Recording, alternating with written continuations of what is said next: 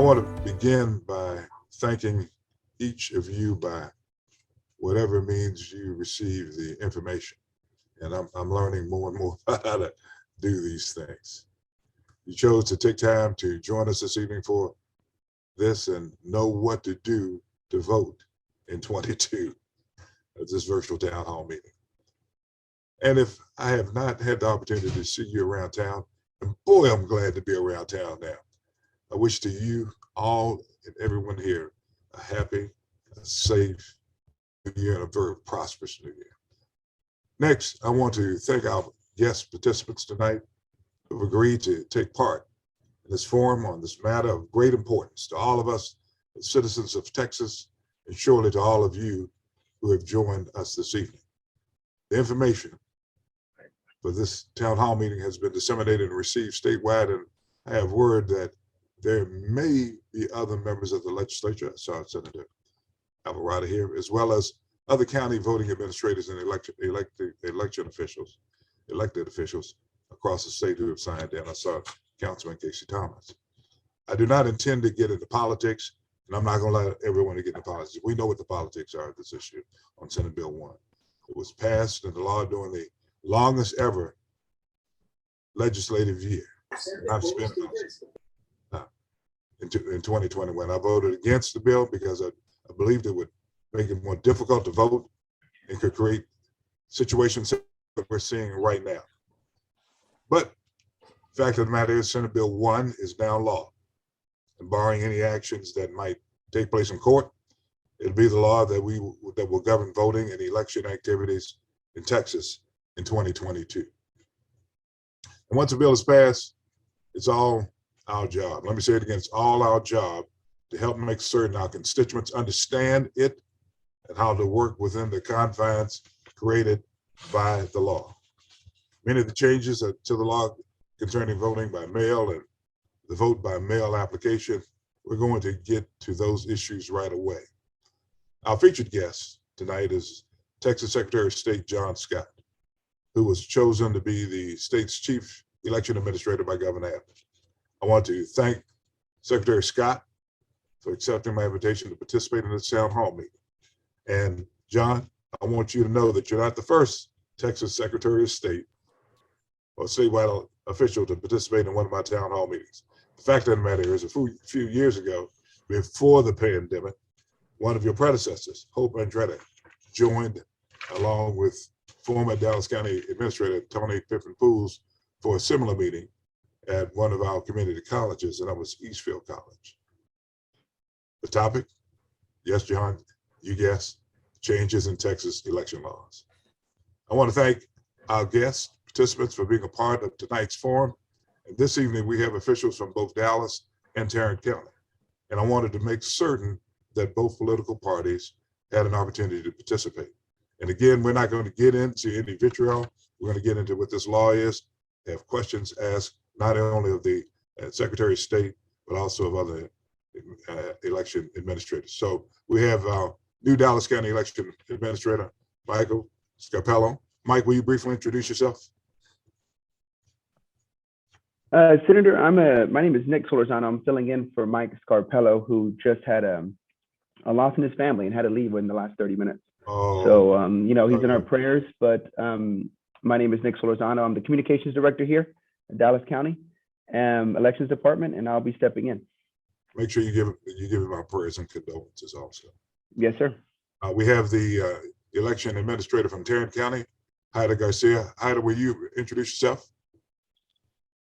Good evening, everyone. My name indeed is Haida Garcia. I'm the elections administrator for Tarrant County. I have been here since February of 2018.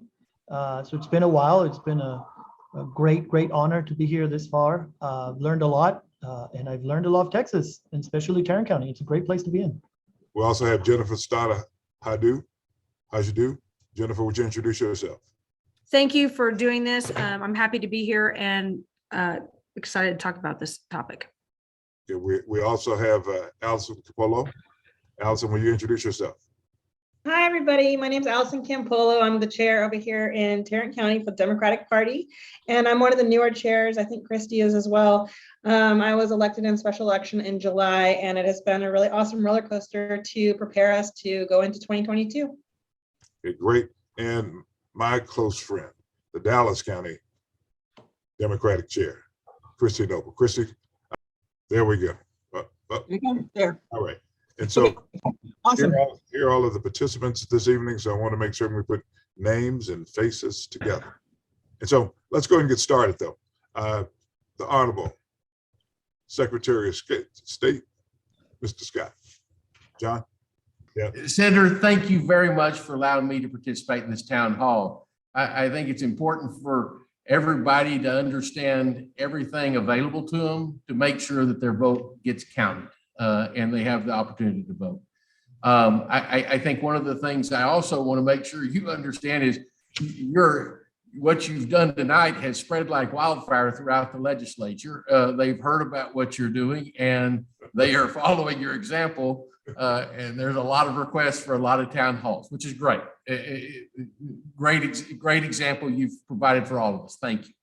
I'm not going to eat up a bunch of time other than to say we're here to participate and answer any and all questions that anyone has. And our role is everyone I think understands is to assist and aid the counties in getting this election done effectively. My prayers will be with Mike and his family, and tragic to hear about that. We've got Hyder and Mike, literally, I hope folks understand, they are two of the best in the country as election administrators. So super happy to have them here. So, and with that, I will be quiet and let this proceed. Well, what I want to do is to have a discussion. I want to make certain that the election administrators get an opportunity to ask questions of the Secretary of State. I want the party chairs to ask questions of the election administrators and also the Secretary of State. And so let me start off with Christy. Christy, do you have any questions that you would like to ask? Yeah. How long you got, Senator? All right. So Secretary Scott, thank you so much for being here. I think this is a great opportunity to get a lot of information out quickly and accurately so we can make sure everybody has the opportunity to vote. One of the questions that I've been getting frequently, and this is regardless of party, right, is there's concerns around what poll watchers can do and not do under the new election code. And so I know there's supposed to be training coming out. Do you know when that will be out so we can make sure that we have our poll watchers fully trained and our election workers fully trained on what poll watchers can do? And would you give kind of your overview of what poll watchers can and can't do at the polls and the election sites this year? Let me, Secretary Scott, let me just say this, Christy.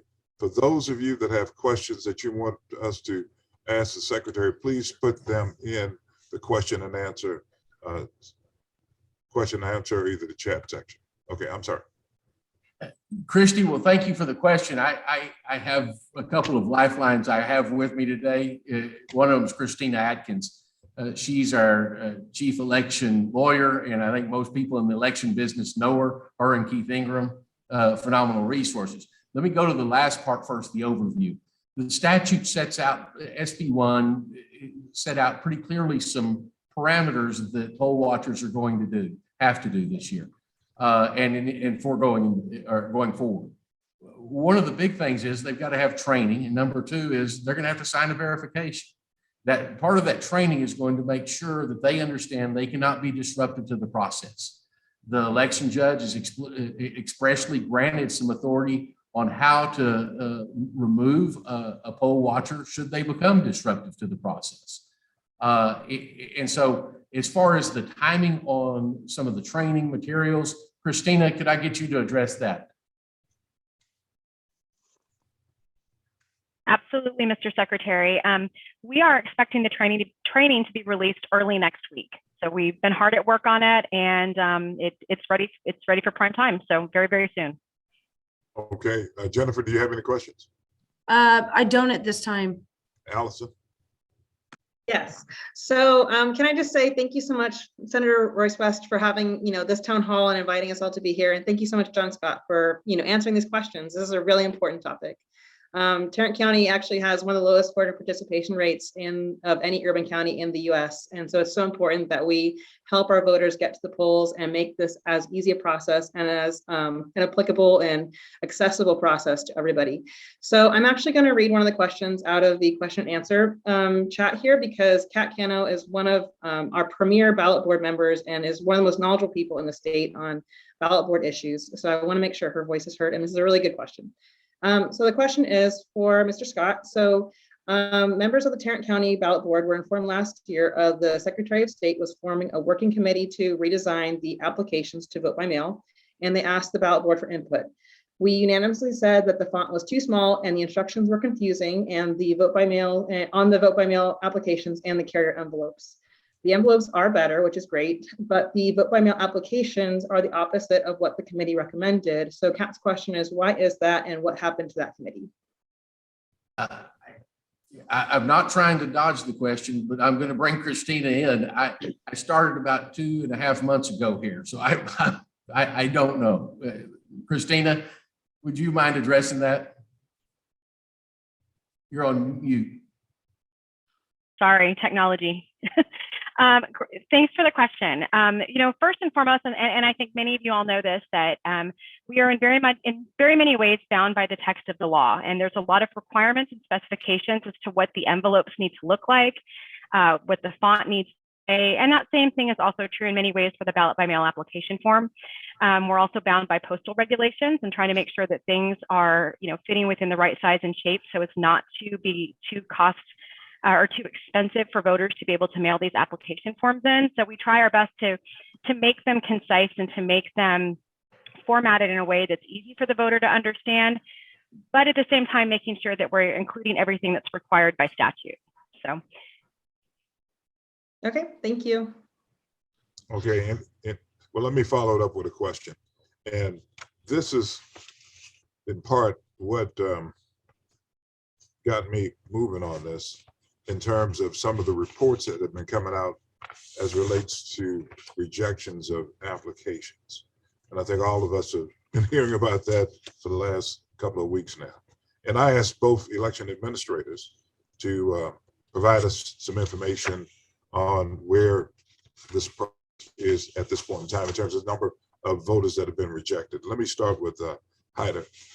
In Tarrant County, there have been a total of as of yesterday, there were 3,700 applications, good applications that were received by Tarrant County.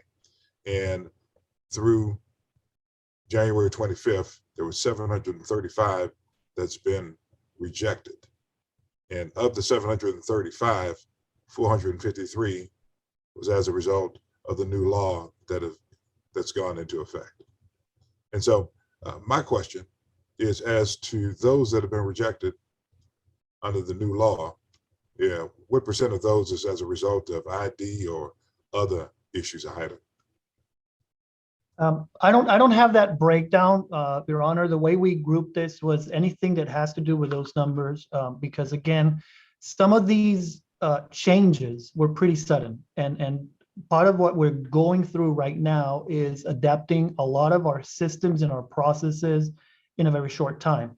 And so we don't have right now in the system a way to automatically run a count and have categories that say, this number didn't match or this number was blank. It's just a generic rejection related to those numbers, right? So that's every time I get asked for a report, someone has to go back and grab those hundreds of papers and physically separate them and do like that. But at least we're doing that because I know everybody has an interest in understanding the addition of those two numbers in that form, what impact that they have. I did get the report today, updated. Basically, right now we have rejected 16% of the applications that have come in. 10% of that is related to those two new numbers, and the other 6% is related to other causes like not choosing a party or not, not being eligible by one of the categories, right? That's where we are right now. What about Dallas County, Nick? Do you have those numbers? Yes, so the last update came last night at 7 o'clock. We're waiting for another update, hopefully in the next 10 to 15 minutes. But as of last night, we had about 6,388 total applications received. Out of that, 751 were rejected. And we break those down pretty minutely. So no ID accounts for 12%. No ID accounted for about 418 total rejections. And we're also highlighting, we're spending time getting some video information to people to also highlight that, remember to sign it. That was 106 rejections, just they didn't sign it. I mean, you get to the end, you fill everything out, and sadly they forget to sign it. And then the other issue that we had, the second highest cause was they didn't mark party affiliation. So they did everything but that. So 6,388 applications and 751 rejections.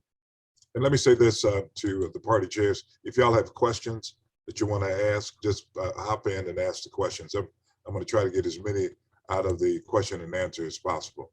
Mr. Secretary, does the new Texas voting law allow the legislature to decide the contested election results, a contested election result? And if not, what is the process? Well, and let me throw one thing in real quick, because we've got some statistics from the team system. Okay. Of those folks that have reported, just to give you kind of more of a statewide analysis on the rejections. And it's not broken down minutely yet. We're going to capture that information. We'll obviously pass it on to you, Senator, as we get it. But as of today, it was the applications for ballot by mail in the team system, the Texas Election Administration Management System, had 21,522 applications. We had 1,888 reported rejections. So that's a rejection rate of a little under 9%, 8.7%. I can't tell you which counties have reported, and we have online counties. Counties are able to use the system. The larger counties, there's about 38 of them that have their own separate system. We refer to those as offline counties. And so as those systems synchronize their information, we'll get more updated information and be able to keep that up on an ongoing basis and keep everybody up to date. Secretary, you said that, I'm sorry, go ahead, Chris. While we're talking about that team system and the integration there, I know that there's been some issues with integrating to the new ballot tracking system. What is the status of that? And you know, being able to have those combined numbers, I think, is in the large counties, Tarrant and Dallas being two of those counties, not able to integrate.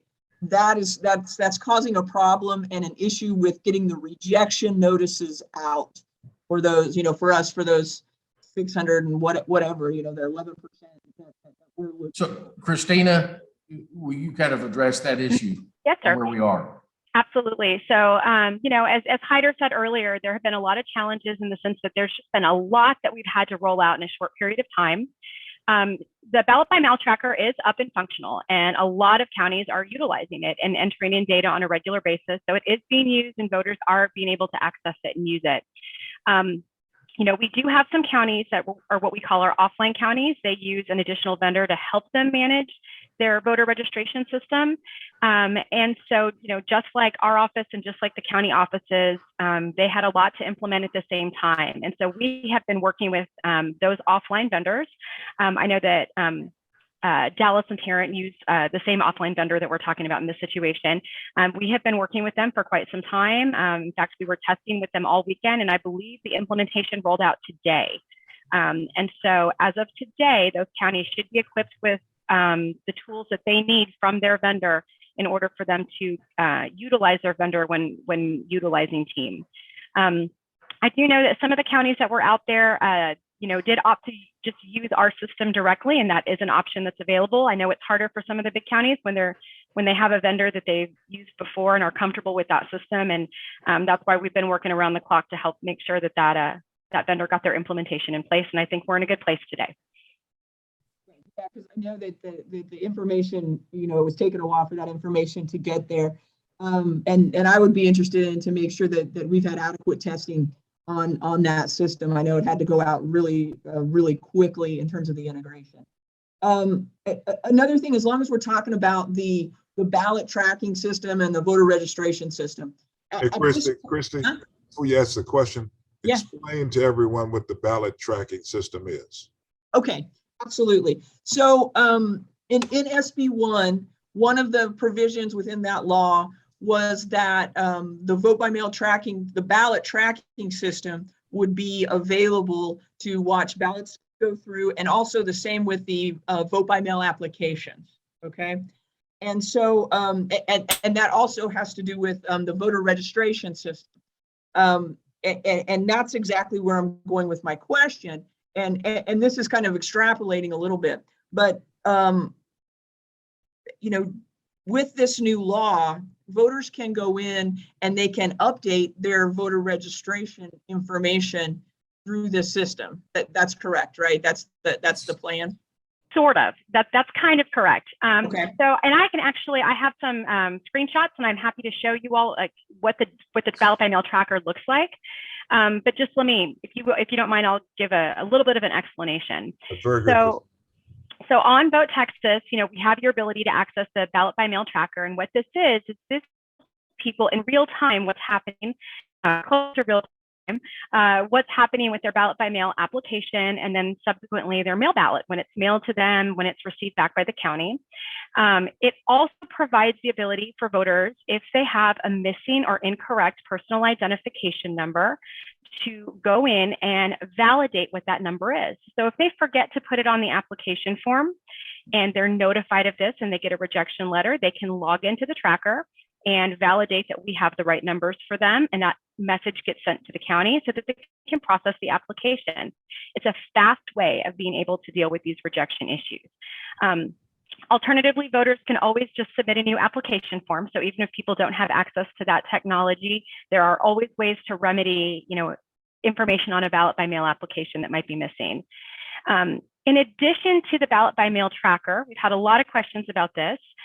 There are ways for voters that are currently registered to update their voter registration or their voter registration application.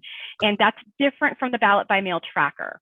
The ability for voters to update their registration information online is through a different application. It's that you can access through texas.gov or texas.gov. If you go to texas.gov, you can log into the system, and just by virtue of logging into the system, it'll pull over your identification numbers. So if you have some missing numbers from your voter registration record, or if you just need to make any other changes to your voter registration record, you can do that through texas.gov if you're currently registered. All right, Christina, let me make certain that we get as much clarification on that as possible. If I wanted to access the website, I go to what? Texas.gov and do what? So if you want to go to the ballot by mail tracker, you're going to go to votetexas.gov. That's the Secretary of State's voter-facing website. If you want to go and make an update to your voter registration application, your voter registration record, you will just go to texas.gov. But I will say, if you go to votetexas.gov, the Secretary of State's website, we have links that'll get you to all of those places that you need to go to. That can get you to the ballot by mail tracker, that can check your registration status, and that can also take you to the texas.gov website where you can make updates to your voter registration record. And I see, thank you, Sam, our communications director has pulled up. We have a couple of screenshots if y'all would like to see what the tracker looks like. Is that okay with y'all? Okay, go ahead. Yeah. So again, votetexas.gov. So remember that website, and that'll take you there. So the first thing that we have on here is a copy of the registration, or I'm sorry, the application for ballot by mail, the SOS official form. Just wanted to draw everybody's attention to the information circled in red. That's the new information that you're required to add to your to your application for ballot by mail. You either have to add your Texas driver's license, personal identification card number, or EIC for some people that have election identification certificates. For most people, it's going to be their driver's license or their personal ID card. If you don't have that number, you can use the last 4 digits of your social security number. If you don't have If you have not been issued either of those numbers, there's a box where you can indicate that. So for voters that might fall into that situation, but just want to make sure everybody know that that's the box that we're all talking about, that they need to make sure they're completing on the form. Sam, do you want to go to the next slide? Oh, yes, ma'am.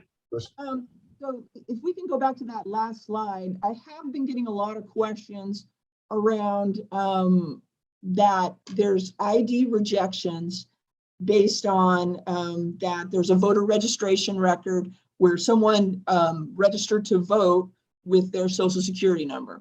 But on this application for vote by mail, they put their Texas driver's license number, right? So we're encouraging everyone to put both, but in that case, it would be rejected, correct? Not necessarily, not if both numbers, if both numbers are in the voter registration system in their person's voter registration record. And for the great majority of our voters in Texas, we have both numbers in our system. So no matter which number they provide, if it matches what we have in TEAM or the voter registration record, then it will be accepted. And if they only have one in the voter registration record and they put the other one in the application, then that would fail. Is that correct? And that's correct. Yes, ma'am. That's a situation where there would be a rejection, but we do know that there's a path forward to get that fixed. You know, they can either update their registration to add that number to their record, or they can update their, you know, submit a new ballot by mail application with the alternative number. Can I ask And if one more question around can I add that? something there? Just Oh, quick yeah, go thing.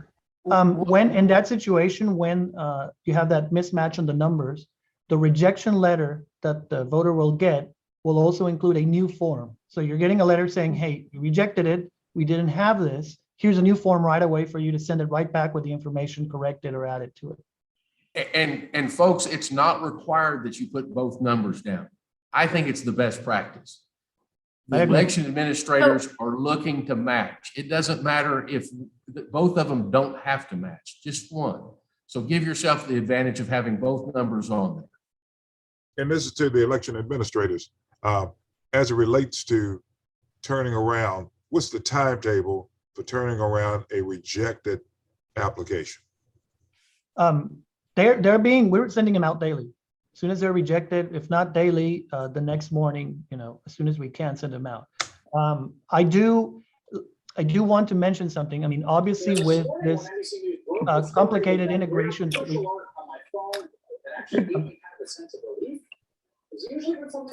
Someone needs to mute themselves. Yes. There we go.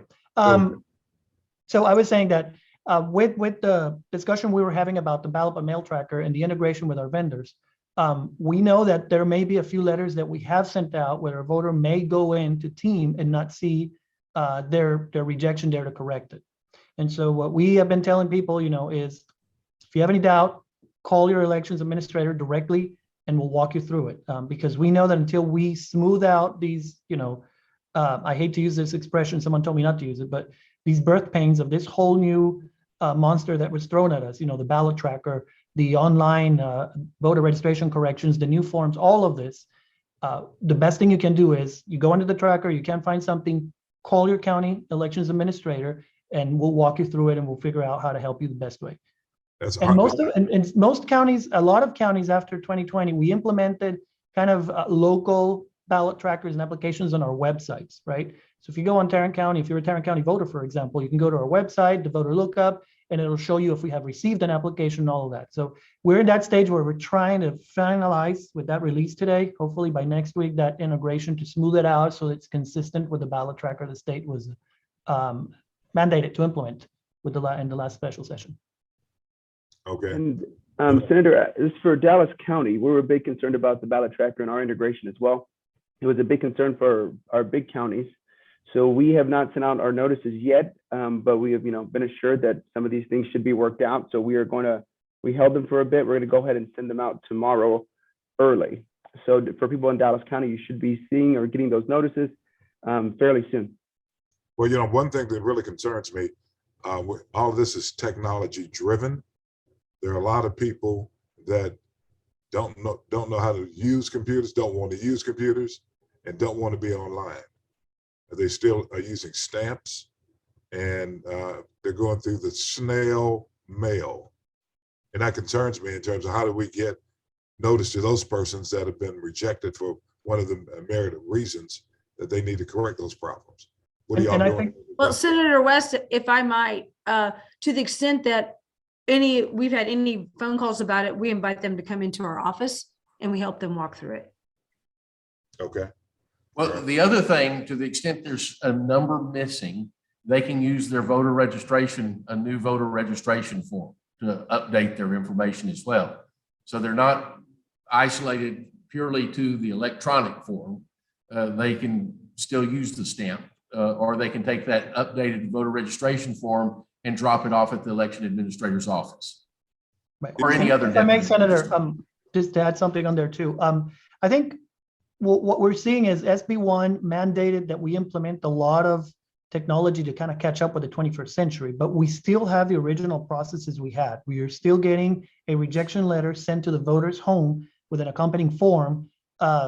We still have processes where we call people, follow up. I mean, there are still the processes and the tools that we had in place before all this technology was put in place, right? So these are new tools that the legislature mandated we implement to try to provide faster ways to do it, but it did not get rid of the processes that we have to address, let's call it pre-ballot track or pre-technology, these cases, because we still had rejections in the past. Like I said, we have 6% of rejections that have nothing to do with the new numbers. And so those were things that happened before SB1 and that we still had to address the same way. What we have now is a series of new tools that hopefully when we, again, iron out and clean out all the wrinkles, they're going to give a lot of people an opportunity to just have a quicker resolution to these things. A question. From the Dallas County perspective, we're also making calls to folks and wanting anyone who asks questions to give us a call, and we will help them walk through this process. Anyone wants to help make calls to voters who are voting by mail to help clarify that, let us know. We're doing that. And I want to thank Hyder for mentioning that there's the old process and also the new process, right? The technology process. I think that moving into this technology ballot tracker and voter registration changing process is good. It's going to take time, but it's a good thing. And I also just want to ask if we can implement this, right? I know what you're about to say. Go ahead. If we can implement this, it is not a far jump for online voter registration if we can do status updates. So I think this is a good step to making voter registration online happen. And I concur with you 100%. I've got a question that's been asked, Mr. Secretary, in terms of being able to serve the elderly in nursing homes and things of that nature. Have y'all thought through that process in terms of how the new laws will impact their ability to continue to participate in the electoral process?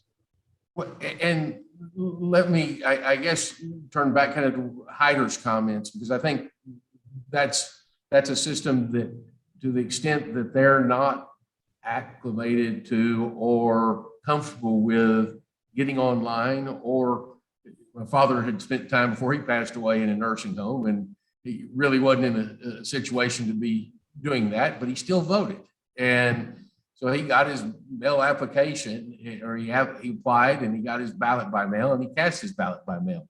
I don't know that process has changed any from that perspective. I don't know that he would have had the same cure, the extra things that the legislature added to make it easier for folks to do the cures that are there now that weren't there when he voted. But Christina, your thoughts? Absolutely. We've heard from a lot of different, folks that help folks in the different living facilities or nursing homes or residential care facilities that are out there, trying to get applications for these voters to help them get those application forms. And I just want to make sure everyone's real clear that our office can provide blank application for ballot by mail forms to these different, facilities that need them. And we often do. So they often contact us. We provide them the paperwork they need, make sure that they know what county election official they need to send that to. And we're going to continue to do that, to continue to support them, help their voters.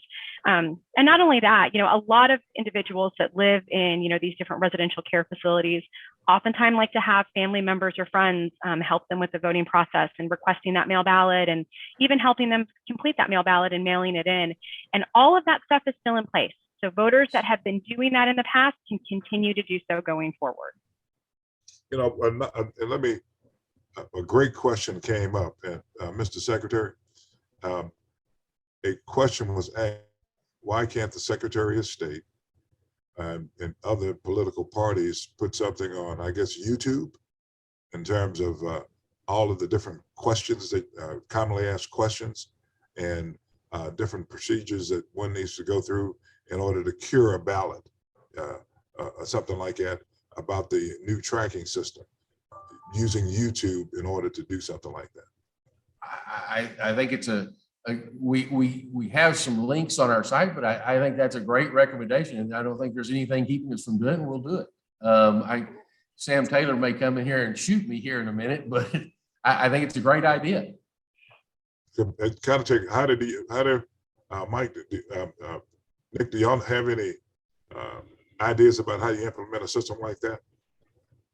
We particularly haven't implemented anything yet. Again, a lot of this, we were kind of making sure that we understand it before we try to explain it. The last thing we want to do is have to, post something and then have to post a correction and then have to, again, we're just seeing some of these materials and understanding the tracker. And I want to see it synchronize and work before I go out and tell someone that this is the main thing to do, right? So that's why right now we're still telling people, just come to us, just check on our website. Once we're certain we've finished that integration, then we'll move to that, pointing people to that one-stop shop, because I do think it makes sense.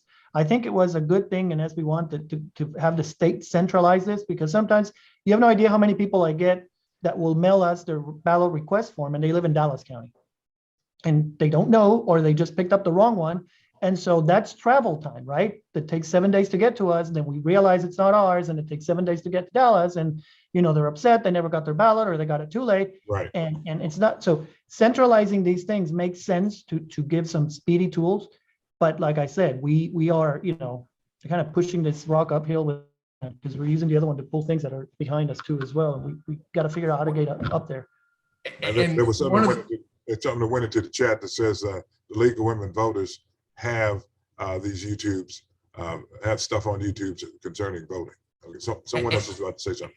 John? And as we roll through these slides, I think if Christina can go through these slides, it is very informative. And this is what it would be something I would say that we posted on the internet or wherever you want to post this portion of it.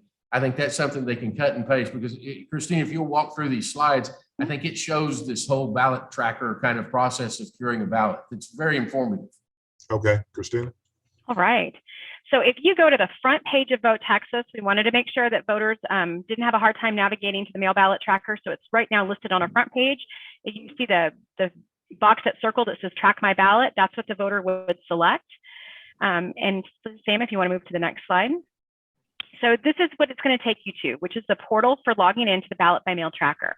So the ballot by mail tracker, you've got to authenticate so that we know it's the right person, requesting information about their mail ballot, because that information is confidential, and limited to the voter themselves.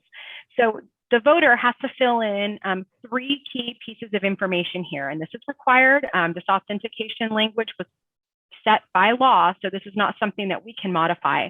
But a voter is going to have to enter the last 4 digits of their social security number, their driver's license number, and their residence address, so the address at which they're registered at.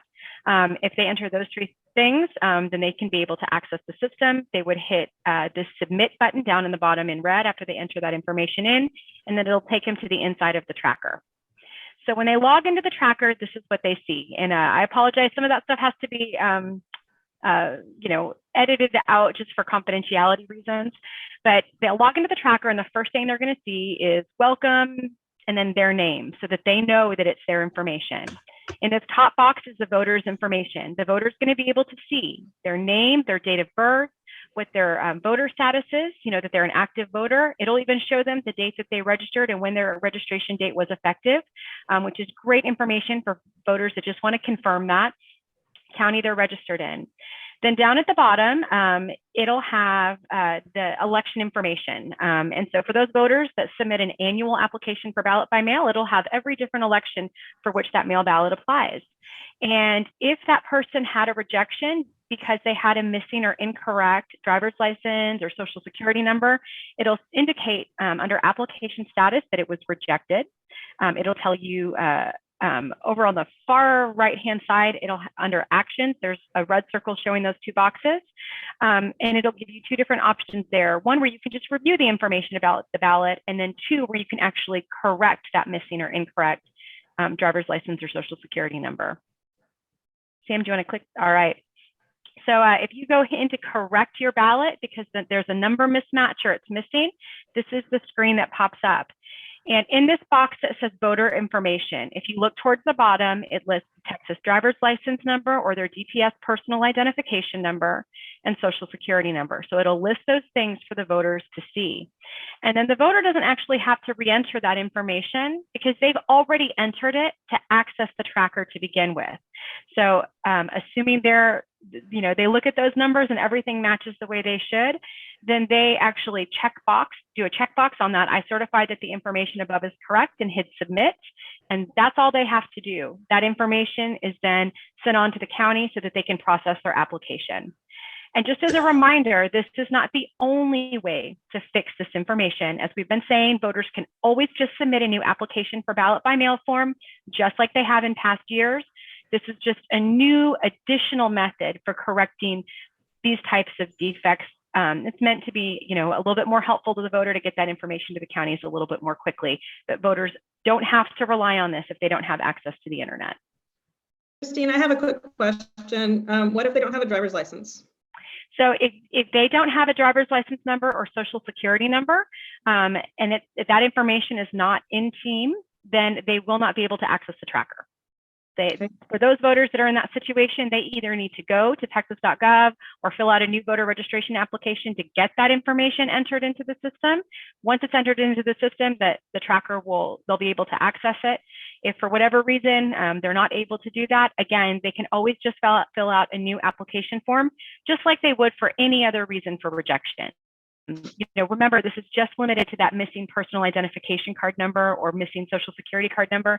If a voter submits an application for ballot by mail and maybe they forget to mark their eligibility reason, or they forget to mark, what elections they want it for, that would be a rejection just like it has been in the past. And the way you fix that is by sending in a new form. So they always have that ability to send in a new application form if necessary. And the identity verification requirements, those are set out by statute. That's not by rule. That was just part of the statute. And then if I can show you all just a couple of really neat features on the presentation. So this is actually a really great thing on there. So when the voter goes in. Christina? Yes, Senator. Now, and you said driver's license. If they have a state ID, they can also use a state ID, correct? Yes, sir. Thank you. Thank you for that clarification. Absolutely. Driver's license number or personal identification card number, or even an election identification certificate, which is a special ID issued by DPS too. Those will work there. Okay, go ahead. Yes, thank you, sir. Okay, Sam, so the next slide, just a really cool feature here on the ballot by mail tracker. If you can see at the top, it says in green, application received. As the voter moves through the process with their mail ballot application, it'll tell you where you are in the process. So it'll give you information as to when your application was processed. So that next box, application status, once it's accepted, it'll show you it's been accepted. You'll be able to know what day your ballot was mailed to you so that you'll know when you should expect it, about when it should hit your mailbox. It'll also go on to tell you when your ballot's been received back at the county. So when you mail it back in, so that you can know with confidence that the county has possession of your ballot. And then ultimately you'll know the outcome, what happened with the ballot board, whether it was accepted or rejected. So these are just some great little things on there, that a lot of voters, I think, will be able to utilize just to make them feel more comfort as to where their ballot is and where their application is in the entire process. Okay, I'm sorry, go ahead. No, that's the main thing with the tracker. The next slide that we had that I just wanted to highlight, you know, we've been spending a lot of time talking about the application itself, but I think it's really important that our voters know that it's not just the application for which you have to add these additional numbers. You also have to put it on your, what we call your carrier envelope. So the ballot that contains your marked ballot, there you go. Hyder's showing a picture of the new carrier envelope. And we're going to be adding some graphics to Vote Texas so voters can see, you know, visually see, you know, what it is that they should be expecting in the mail. But as you notice here, we've just got this circled just as a reminder to voters when they complete their mail ballot and they mark it and they put it in that carrier envelope to mail back to the county, they also have to include their personal identification number, so driver's license or Texas ID card, or their last 4 digits of their social security number if they have that. Again, if they haven't been issued any of those numbers, there's a box they can select, but they do have to put that personal identification information also on the voted mail ballot. And again, best practice is not required, but best practice would be to put both of them down. And this goes inside the envelope, correct? Can I step in there and show them? Yes, really actually, yes, Hyder, please, yes. And if you can maximize. So here's what the law required, that those numbers, because they're confidential and you're going to have to write them, they have to be under the flap, right? And so there are a couple of different designs there for the mail ballots, but in essence, whether you use the state design or in Tarrant County, we changed it up a little bit. There is going to be a pre-perforated flap that is teared off in the office by the ballot board when it gets here. So I want people to know that when you write down your numbers, all right, you're going to write them under the flap. For us, it looks a little bit different. The state has them through the flap. We have them on the right side.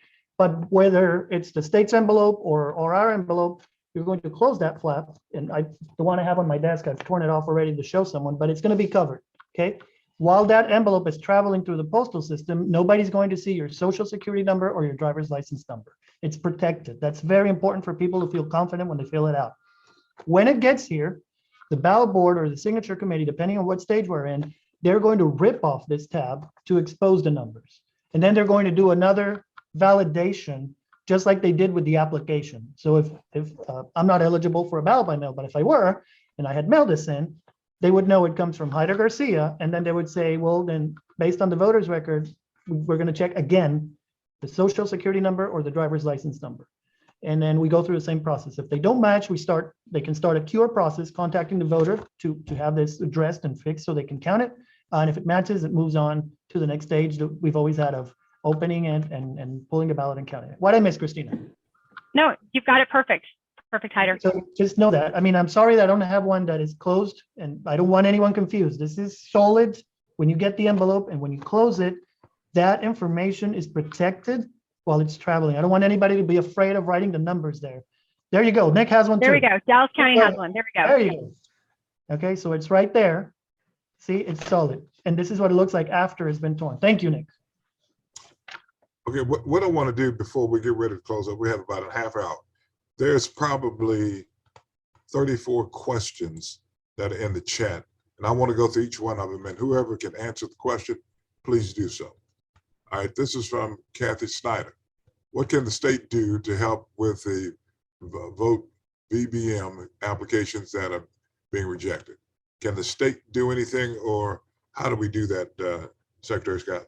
It is set by statute. And I think when someone sends an old application or an application that doesn't contain the required information, the election administrators do not have any real leeway but to reject that application. But there's what we've been going through is the cure process. And I think that's the part that's very helpful. And they can always, before they mail it, if they've got a question, they can call us or they can call their election administrator. Okay, the second question, we answered that. Does the new Texas voting law allow the legislature to decide a contested election result? We debated that a long time, and there is a judicial procedure to do that now, and that's been kind of modified. I won't go into the details. Is there a form, this Secretary, is there a form of compliance for high schools ordering the forms from your office? So we do provide the voter registration forms to all high school principals in Texas and Christina, correct me if I'm wrong on this, but they're all deputy registrars. And so they can actually collect the voter registration material and turn those into the election administration office. And we've ordered a ton of those for any of the high schools that need them. They actually have a special code on them, so as is required by the feds, so that we can track exactly how many are received from high schools vis-a-vis other paths. Okay, and Casey Thomas, Councilman Thomas asked the question. I think it's been answered. Casey, what can get a vote by mail application rejected, and how do you avoid it? And so I think we've answered that question. Next question from Anonymous. Some official channels have been saying that election departments will call a voter if the VMB application is defective. Senate Bill 1 seems to forbid the election department from initiating contact. What is correct? So, Christina? Sure. I'm not sure there's anything that prohibits the election office from contacting voters for different reasons. There are some provisions in SB 1 that I think, put some limitations on what a county election official can do. For example, they can't proactively send out application for ballot by mail forms to voters. They can only send them to voters that have requested them. And so that might be what the person posing the question is thinking of. But for example, with the voted mail ballot itself, I mean, there's a specific provision in the law actually that authorizes ballot boards to call or email voters to notify them of defects. Now, this is going to be a new procedure. It's not something that existed before. So there's a number of different reasons why county election officials or other election officials like ballot board members may have legal authority to contact voters. The most important thing that I just want to reiterate there is that, whatever you do for one voter, you need to be willing to do for all voters in that situation. And our counties are that. They all understand that. okay, the next question, another Secretary of State question. How close can a poll watcher be to a person in a voting booth? So I'm going to my lifeline, Christina. Sure. So what the law says is that they have to be able to be conveniently near enough where they can see and hear what's happening. However, they do not have the right to be able to view a voter in their ballot. And they do not have the right to view a voter's ballot if they're voting on their own or if they're there with somebody that's assisting them. The only time a poll watcher would be able to get that close to somebody or actually look at a voted ballot is if a voter comes in and has an election worker assisting them. And in that situation, a poll watcher does have a little bit more authority so that they can make sure that the ballot was marked in accordance with how the voter wanted it to be marked. But other than that, there's some pretty strict prohibitions in the election code against poll watchers talking to voters or interfering with the voting process. Voters are entitled to a secret ballot. Okay, next question. On that, Senator West, to follow up on that, what should we do in terms of the things that are going on with COVID right now, and social distancing and things like that at the ballot at the polls? And that's a great question. And I think that probably our county election officials are the best ones to answer those questions because they have all taken their own unique approach on how to handle this and how to set up their polling locations or, provide for sanitation procedures. And it's going to vary on a county by county basis since they're the ones that run the polling locations. Hyder and Nick, do you have any follow up on that part then? Yeah, I mean, we obviously want to provide as many recommendations as we can, social distancing. We still include PPE and, all the tools we haven't changed our supply kits since COVID started in 2020. And believe me, our budget would really appreciate it the day you do. But we understand, right? We understand that's the reality around us, whatever peak or valley the curve is at the time, people want to feel safe. But, and I will say this, even in 2020, when we were still, we had a lot of uncertainty about COVID, making sure that poll watchers could watch was a priority. And it will still be in Tarrant County. And I will say this, I said it in every forum I go to, poll watchers should not be demonized. Poll watchers are an important part of the process, and poll watchers we have to make sure they're there. I don't want people to believe Hyder just because he's Hyder. If you don't want to believe Hyder, then send the person you trust, and we'll make sure they can watch and you can have someone who you can trust watch the process. So we're going to have to find balance there. And the key person there is going to be the election judge. all right, and making sure that the watchers can watch, but also using their authority to say, hey, far enough, you just can't go inside the booth with the voter, right? So that is a decision they're going to have to make. And it sounds vague, but ultimately that's what the code says. The election judge is the one in charge of making that call right there and then in every single situation. Yeah, I would 100% agree with Hyder, and I think we're all on the same page on that. Okay, then let me go to the next question. If an election judge wants a poll watcher to be removed, does it have to be based on a criminal act only? I think if they're disruptive is what the language is. And so I don't think it has to rise to a criminal act. If, in the opinion of the election judge, that person is disrupting the election, I think they are authorized then, and they should document. I mean, I think that becomes the other thing, which is from a self-preservation standpoint, they should make sure they document it. And I would use it, coordinate, maybe get some statements from some other folks to corroborate what issues have risen. That's just my idea. Christina, Nick, or Hyder, y'all's thoughts? Ladies first. Mr. Secretary, you're absolutely correct. The statute, the law does outline some specifics and provides a little bit more guidance on the poll watcher issue, on what actions need to be taken with a disruptive poll watcher. Makes it real clear too, if a poll watcher is committing some kind of criminal act, that they can be immediately removed from a polling location. So I think there was a lot of information early on in the initial versions of Senate Bill 1 that had provisions that provided that restricted the authority of a presiding judge to remove a poll watcher, and most of those provisions went away or were modified to reflect that the presiding judge does have a significant amount of authority in the polling place. And so I don't foresee there being a lot of changes going forward in this particular area with disruptive poll watchers. Yeah, and I would say a lot of those watcher concerns also, remember there was even a version of the bill at some point that allowed them to record and take pictures in the polling place. That's gone, right? So I think there's some legacy concerns in there still floating around.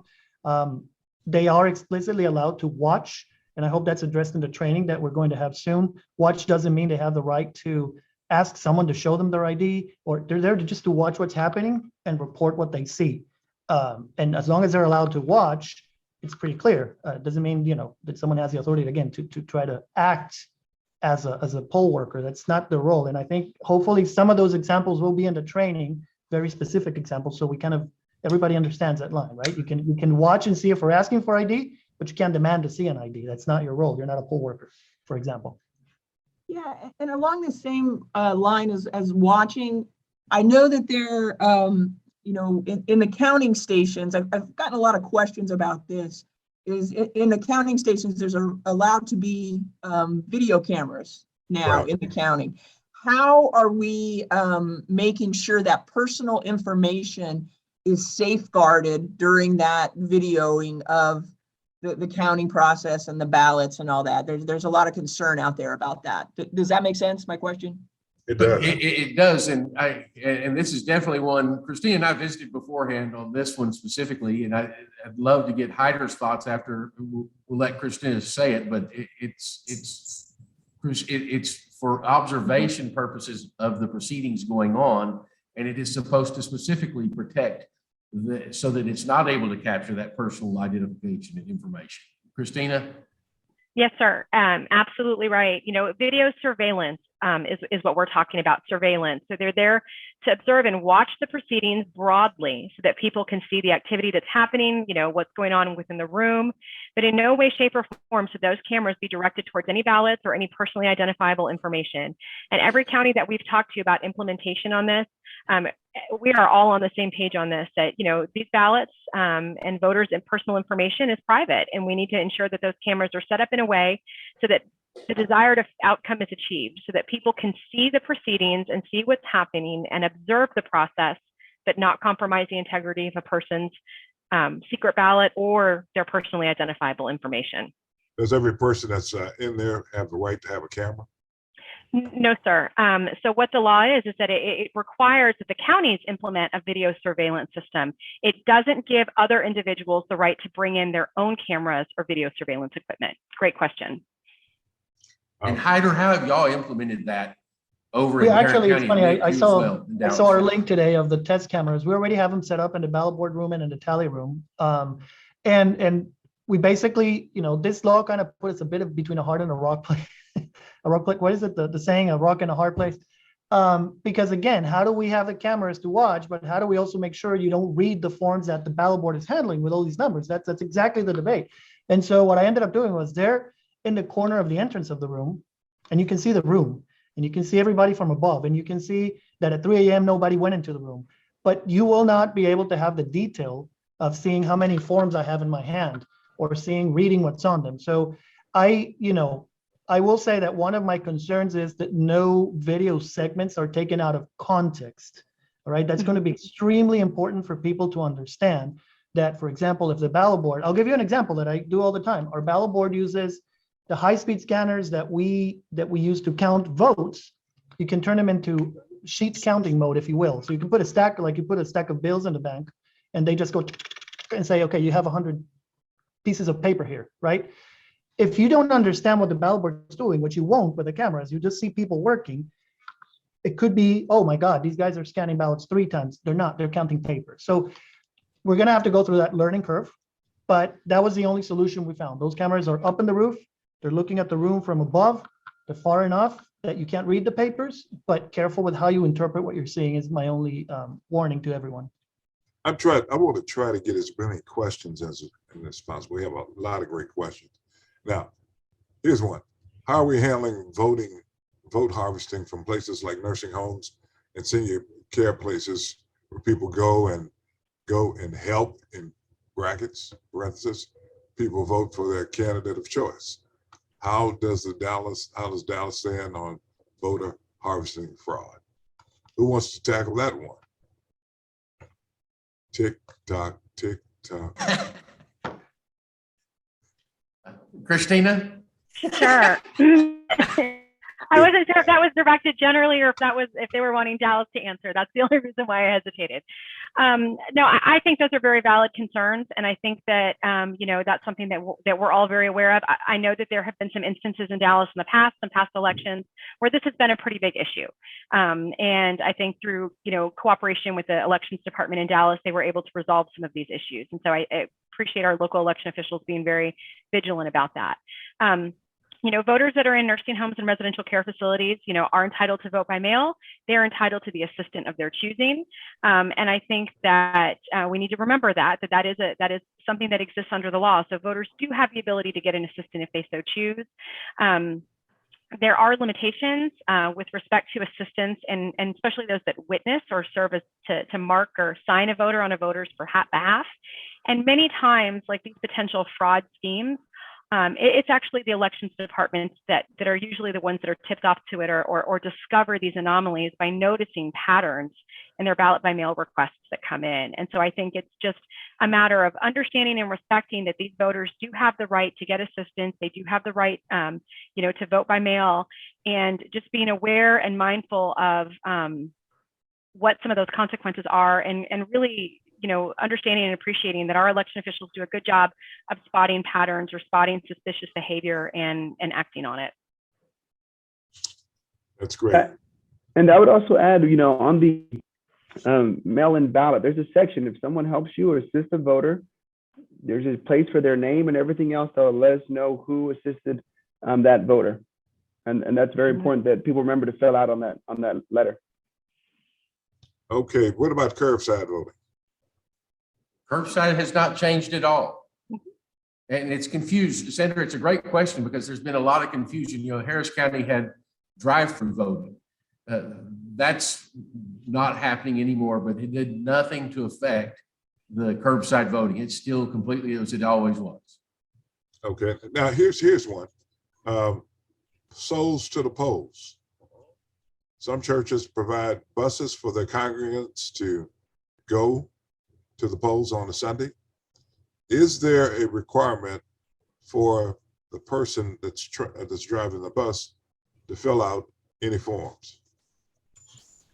It depends on how those voters are voting. If they're all voting curbside, so if they're voters that are voting curbside in that bus, and that person that's driving the bus brings 7 or more people to the polling location and they all vote curbside, 7 or more people, then they have an additional form they have to fill out, an information form.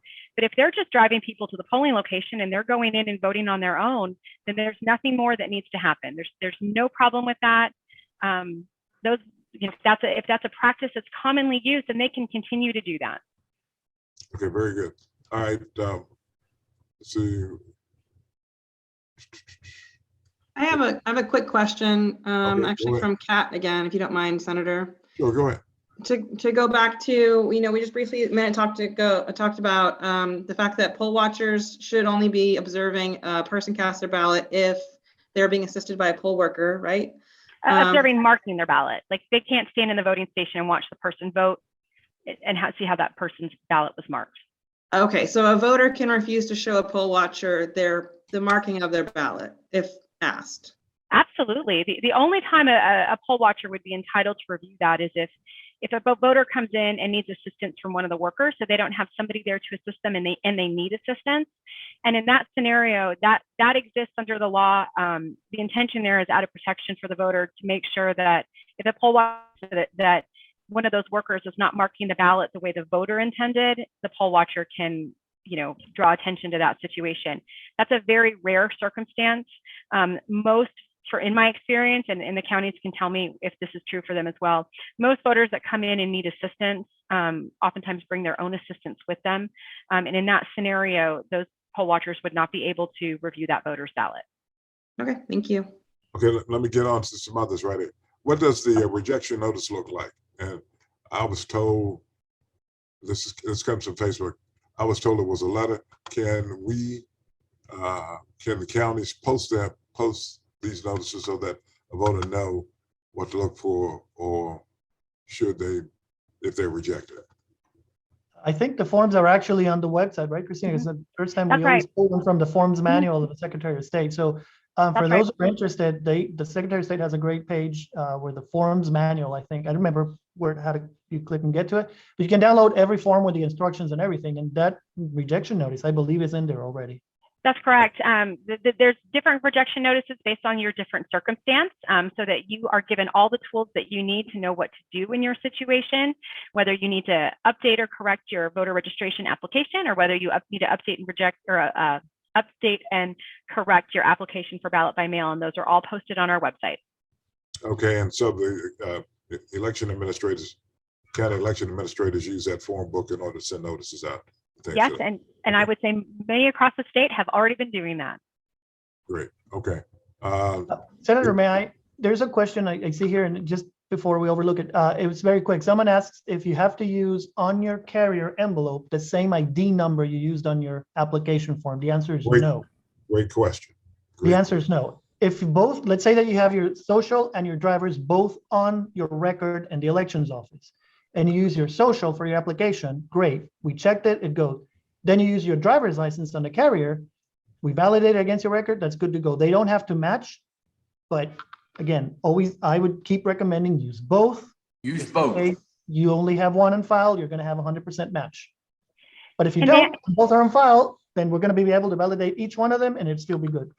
And may I add something to that, sir?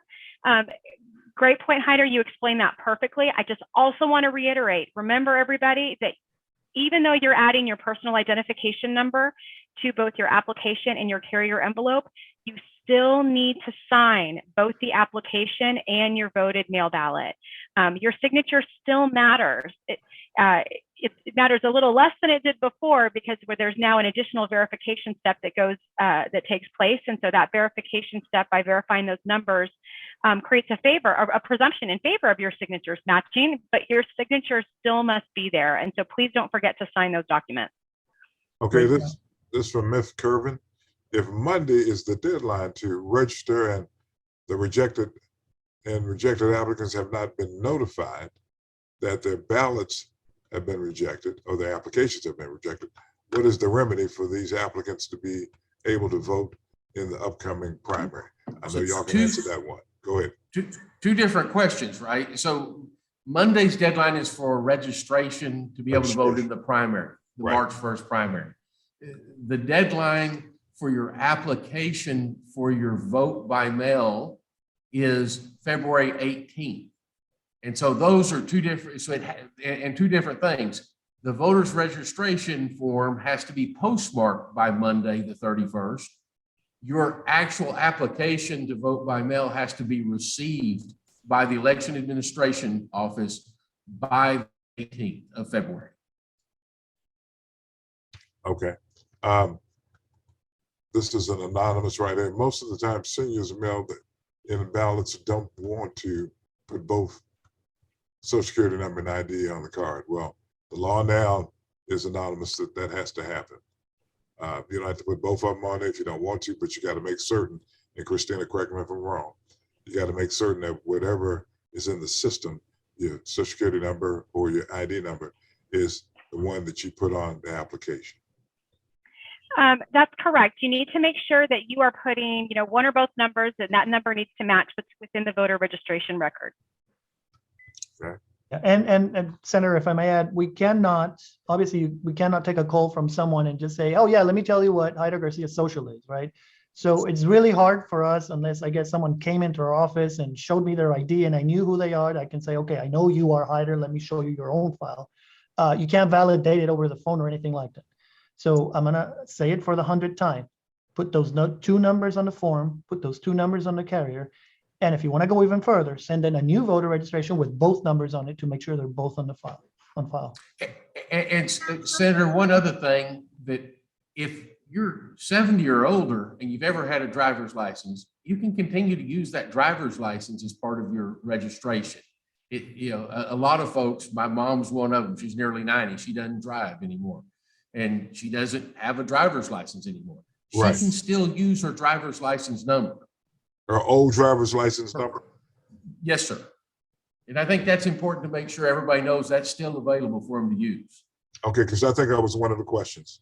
That's a great clarification. So they can use their old driver's license number to make certain it matches. That's the one they use for voter registration purposes, right? Yes. Okay. Now here's one. One more thing, Senator, around that, as well as the IDs. I think it's important to let voters know that they also should add their phone number or their email address on that application, even though it's not required. But if they add that, then we have a better chance of curing any issues with that application. So as anybody on this call, any leaders who are reaching out and working with folks who are voting by mail, please encourage them to do that for the cure process. Right. Okay, a couple of times getting tight here. We need to make certain, and listen, Monica Hudson asked, can we make this content available to organizations? Yes, we can make this recording available to different organizations. Elma, can Ms. Goodwin? Yes, if you want a presentation at the DeSoto Activity Center, just contact the Senate office ASAP, and we'll provide this tape and hopefully some resources as it relates to expertise. Now, Liz Wiley, here's the question. Do nursing homes, et cetera, have to pay for the ballots or applications the way the League of Women Voters and League of Women Voters and county parties seem to have to do? Secretary of State, do nursing homes? I'm sorry, go ahead. Do not. Their application, Christina, I think that's right. There is no correct. charge.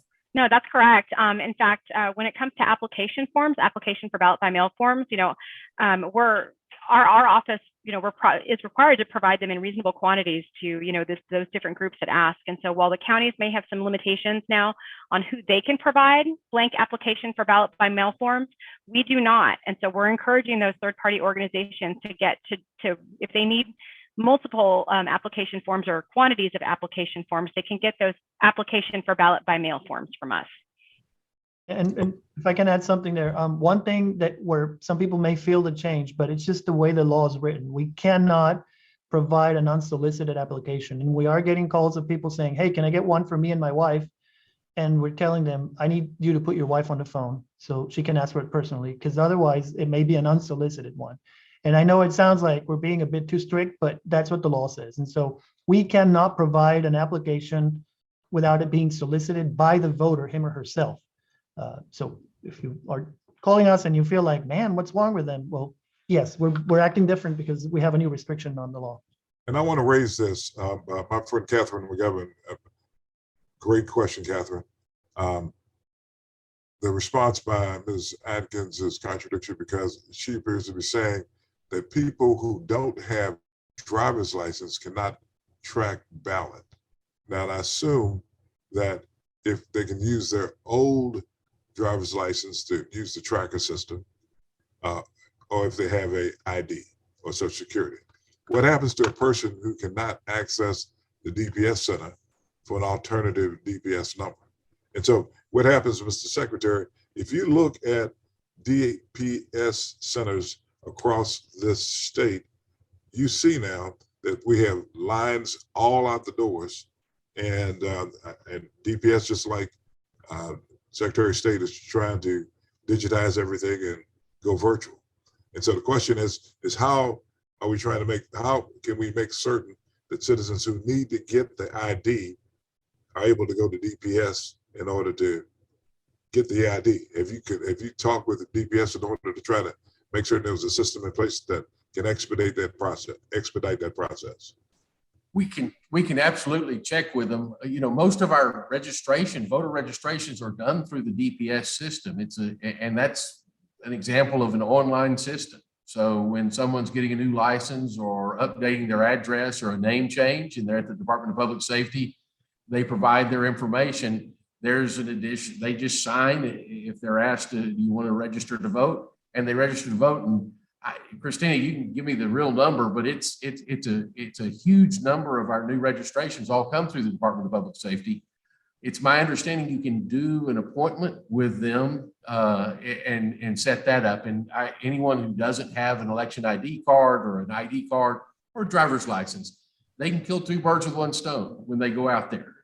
They can get registered to vote and they can get their new ID. But Christina? Yeah, and just one other thing, if I may add, remember that the ballot by mail tracker itself, it's a convenience tool. And while we're really, really happy to have it, and we're really glad that a lot of voters, we hope a lot of voters use it because we think it's a great tool.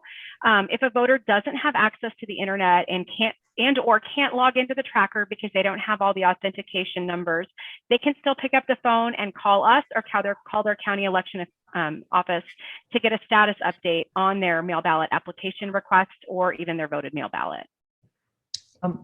I want to tag on to something because I see a lot of questions on the chat about the ID being expired. And Christina, please interrupt me if I'm saying something wrong here, but the expiration date on the ID is relevant for voting in person. If your license is expired 10 years, but you still have it in a drawer and you have that number, that will not affect at all your vote by mail process, because all we're doing is checking that that's the number you have on file. We don't know if that ID is expired or not at the vote by mail point. The expiration date on the ID is only relevant for voting in person. Okay, I have Mayor Barry Gordon from the great city of Duncanville that's here also. And I think, Mayor, your question has been answered. The question is drive-up curbside voting prohibited by SB1? No, it isn't. Or is it a local election official's decision to create a process for allowing it? No. Am I right about that, Hyder? It's mandated, and SB1 changed nothing, like the secretary said, about curbside voting. All right, here's not an option. Here's one right here. I'm sorry, it's not an option to do it. We have to do it. You have to do it, right. Let me clarify that. Thank you, Mayor, for being here. Now, can you carry a gun in the polling place or count room or early voting ballot room, boardroom? Oh, no. Okay, that answers that question. Time is coming to a close here. And what I want to do is a couple of things. First of all, I want to acknowledge that we've had people from all over the state of Texas participating this evening.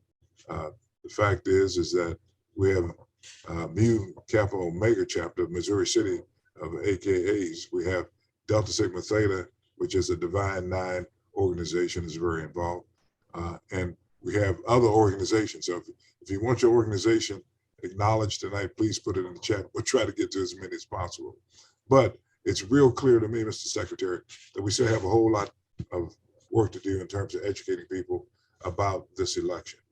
And as you said from the very outset, you've been contacted by numerous persons that want to do the same thing. I'm getting a bunch of acknowledgments now. Omega Psi Phi, my fraternity, is also on here this evening, and I appreciate it.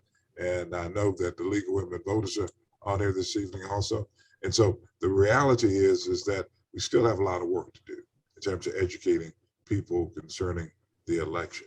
And so, Mr. Secretary, I'm going to let you make closing remarks. I want to thank the party leadership in both Dallas and Tarrant County for showing how we can come together, all right? And I want to thank the election administrators and also designees for being here this evening also. Alpha Kappa Alpha Xi Zeta chapters here. So Delta Sigma Theta, Houston Alumni Chapter, they're here. So there's a lot of people that need this information, Mr. Secretary. So I'll turn it over to you for closing remarks. Well, Senator Weston, this is a great way to get the information out, and we are going to continue to do town halls with everyone who requests them in the legislature. We've had some requests outside of the legislature. We're trying to, there's something great about politicians. They have a phenomenal ability to communicate with their constituents, probably better than anybody we know. And so we love the platform and very thankful that you allowed us to participate in this. Thank you. Thank you. And I want to thank everyone here that's on this town hall meeting. We've had overwhelming participation. It's going to be real important that you get this video, but we want to make sure we get this out there to you. And so I'll say this. I know my wife, Carol, is on the line, and I'm still in the office. I'm working. Trying to deal with it. But more importantly, I want to say to each and every one of you, elections matter. And so the question is what you're going to do in 2022? Are you going to vote? And so let's make certain that we as leaders get the word out concerning this election and how this new law is going to be implemented to answer as many questions as we can. So again, I want to say thank you for being here, and thank you to the Divine Nine for participating in this town hall meeting. With that, 7:59, 8 o'clock, okay? I want to say good night to each and every one. Thank you very much. Thank you.